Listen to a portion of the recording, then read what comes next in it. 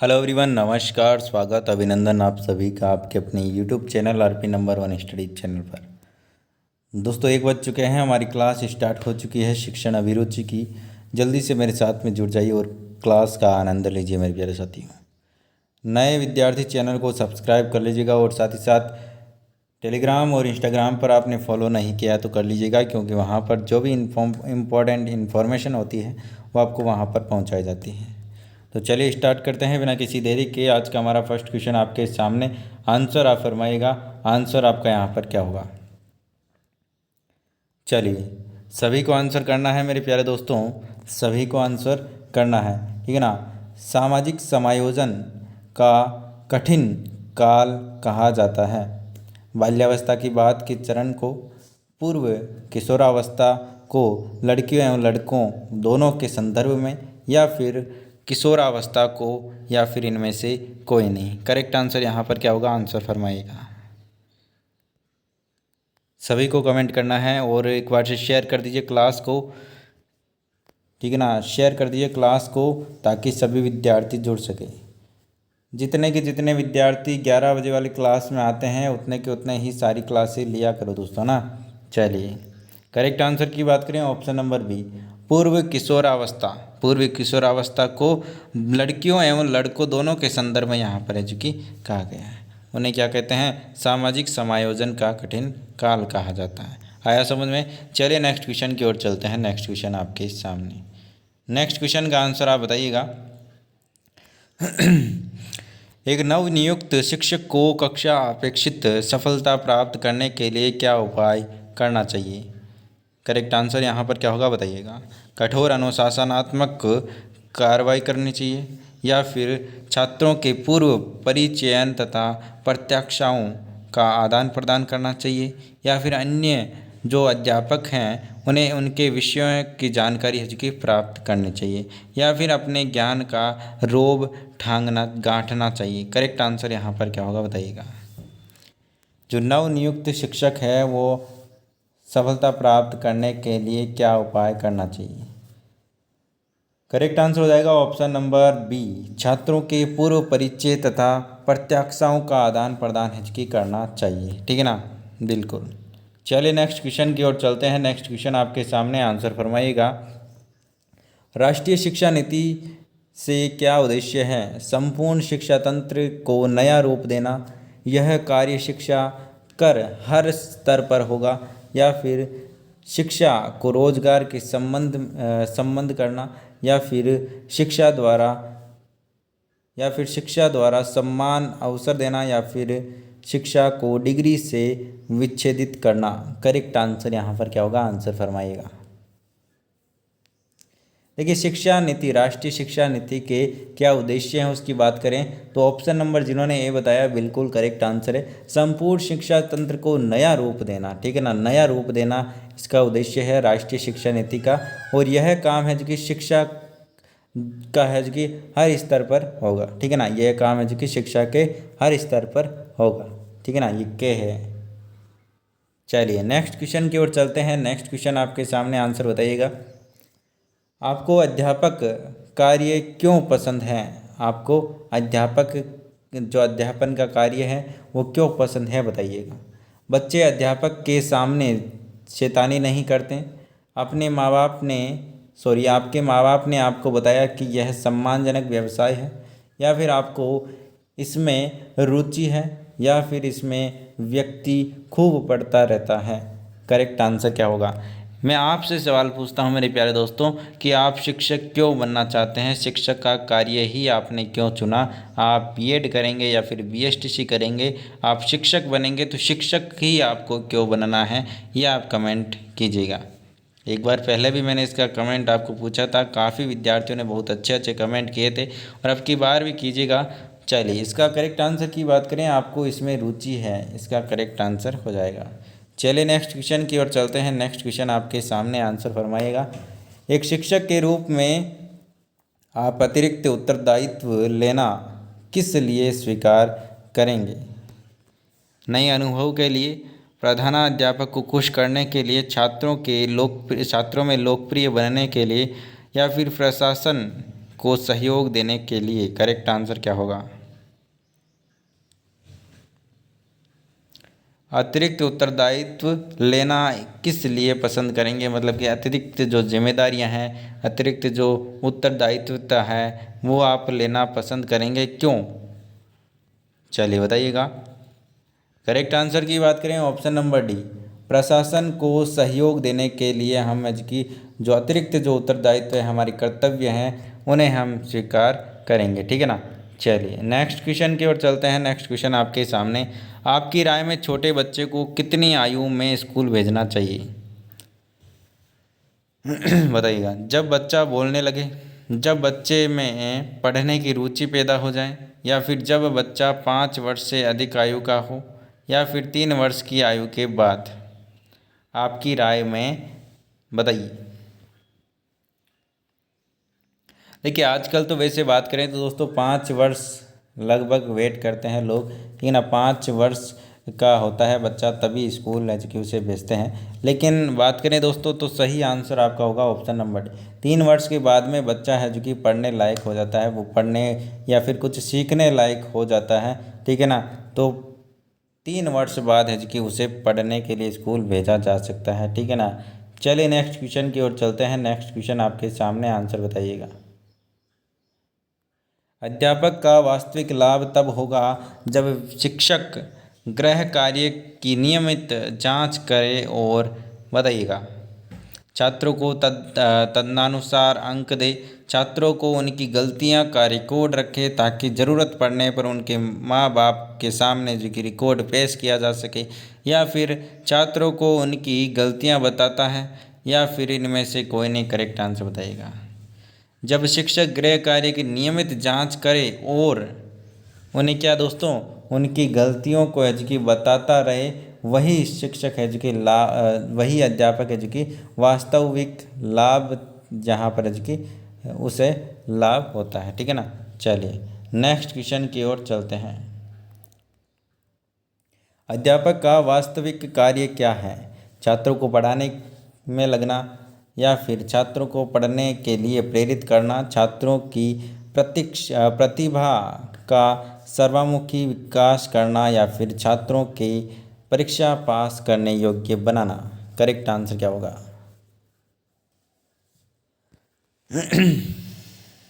चलिए correct answer की बात करें option number C, option number C बिल्कुल करेक्ट आंसर हो जाएगा, प्रतिभा एवं सर्वमुखी विकास करना। ठीक है ना। चलिए नेक्स्ट क्वेश्चन की ओर चलते हैं। अपने छात्रों को समझने के लिए शिक्षक को किस बात का ज्ञान होना चाहिए? बताइएगा। बाल मनोविज्ञान, बालक कैसे सीखता है, या फिर बालकों की अभिरुचि और प्रवृत्तियों का ज्ञान होना चाहिए, या फिर ये सभी? करेक्ट आंसर क्या होगा बताइएगा। छात्रों को समझने के लिए शिक्षक को किस बात का है जो कि ज्ञान होना चाहिए, बताइएगा। करेक्ट आंसर की बात करें ऑप्शन नंबर डी बिल्कुल करेक्ट आंसर हो जाएगा। ये सभी बिल्कुल करेक्ट आंसर आपका यहाँ पर हो जाएगा। चलिए नेक्स्ट क्वेश्चन की ओर चलते हैं। नेक्स्ट क्वेश्चन आपके सामने, आंसर फरमाइएगा मेरे प्यारे दोस्तों। नेक्स्ट क्वेश्चन आपके सामने, यदि किसी शिक्षक को मनोवैज्ञानिक का ज्ञान न हो तो वह छात्रों के विकास हेतु अनुकूल परिस्थितियां पैदा नहीं कर पाएगा, छात्रों के मन की बात जान नहीं सकेगा, या फिर पाठ्य विषय को मनोवैज्ञानिक के साथ नहीं जोड़ पाएगा, या फिर छात्रों की प्रतिभा का मूल्यांकन नहीं कर पाएगा। करेक्ट आंसर यहाँ पर क्या होगा? आंसर फरमाइएगा। करेक्ट आंसर की बात करें मेरे प्यारे लाडलों, ऑप्शन नंबर ए जिन्होंने बताया है बिल्कुल करेक्ट आंसर है। छात्रों के विकास हेतु अनुकूल परिस्थितियां पैदा नहीं कर पाएगा वो क्या दोस्तों, जिसको मनोवैज्ञानिक का ज्ञान नहीं है, वो क्या दोस्तों, बिल्कुल छात्रों के विकास हेतु अनुकूल परिस्थितियां पैदा नहीं कर पाएगा। चलिए नेक्स्ट क्वेश्चन की ओर चलते हैं। नेक्स्ट क्वेश्चन आपके सामने, चुपचाप पढ़ने की विधि से बोध क्षमता बढ़ती है, बेहतर होता है, या फिर समय बर्बाद नहीं होता, या फिर इनमें से कोई नहीं? करेक्ट आंसर बताइएगा। चुपचाप पढ़ने की विधि से क्या होता है बताइएगा। दोस्तों लाइक वाला बटन भी दबा दीजिए और शेयर कर दीजिए, और हमारे नए चैनल को सब्सक्राइब नहीं किया तो कर लीजिएगा, लिंक आपको डिस्क्रिप्शन में मिल जाएगी। ठीक है ना। चलिए ऑप्शन नंबर ए बिल्कुल करेक्ट आंसर हो जाएगा। बोध क्षमता बढ़ती है। क्या दोस्तों? बोध क्षमता बढ़ती है चुपचाप पढ़ने की विधि से। चलिए नेक्स्ट क्वेश्चन की ओर चलते हैं। नेक्स्ट क्वेश्चन आपके सामने। शिक्षक अक्सर छात्रों का टेस्ट लिया करते हैं, इससे क्या होता है?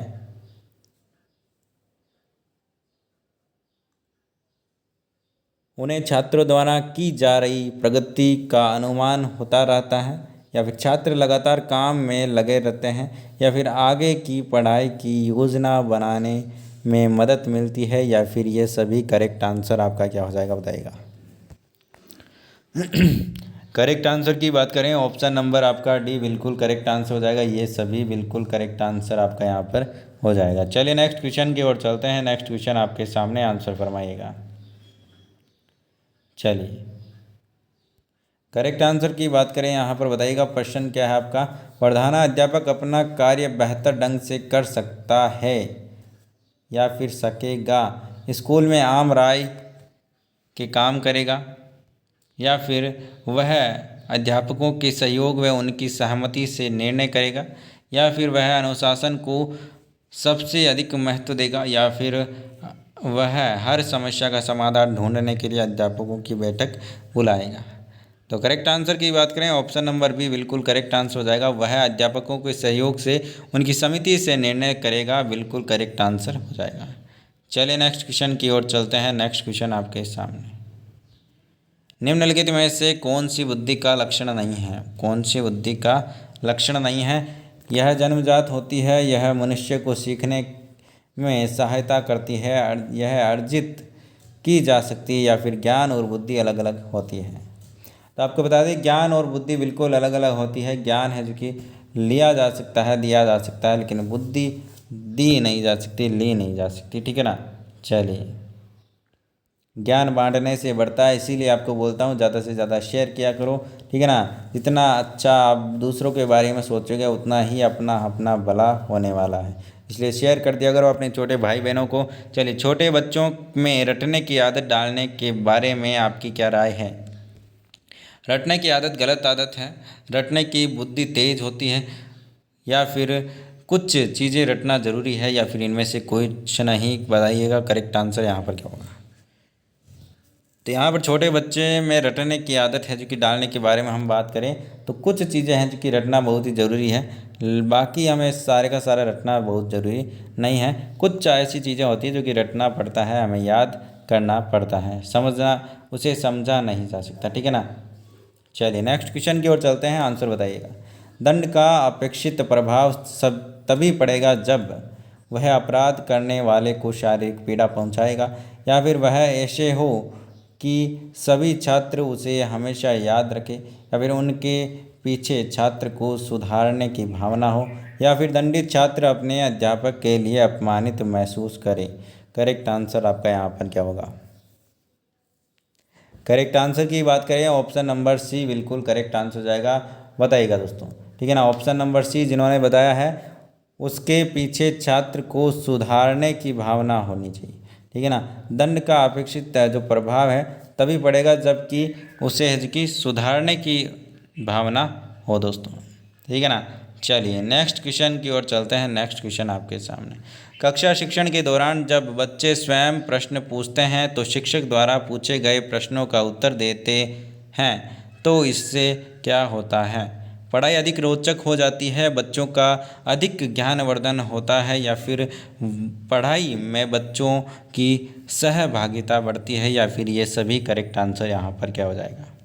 बताइए मेरे प्यारे दोस्तों, आंसर यहाँ पर क्या हो जाएगा? जल्दी से बताइएगा आंसर यहाँ पर क्या हो जाएगा।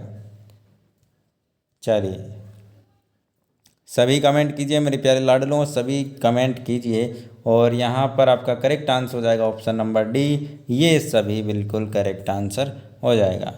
चलिए नेक्स्ट क्वेश्चन की ओर चलते हैं। नेक्स्ट क्वेश्चन आपके सामने।